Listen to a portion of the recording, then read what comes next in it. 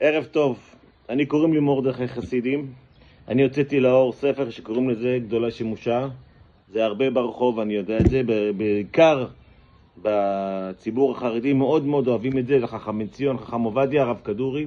ספר מאוד יפה, שעבדתי על זה הרבה זמן, אבל מבחינת גרפיקה לא הייתי צריך לעבוד על זה הרבה. איפה שהלכתי, אמרו לי רק אביעד בן סימון. אביעד בן סימון. אביעד בן סימון הוא מומחה, בוא נגיד מילה אחרת, הוא פרופסור לגרפיקה.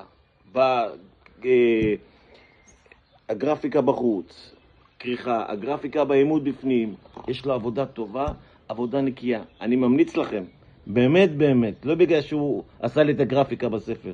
הוא מצוין, יש לו סבלנות לכל תמונה, לכל ציור, לכל עימות שצריך, בכתיבה, בחוץ, בכריכה. ממליץ לכם, אביעד בן סימון. בהצלחה.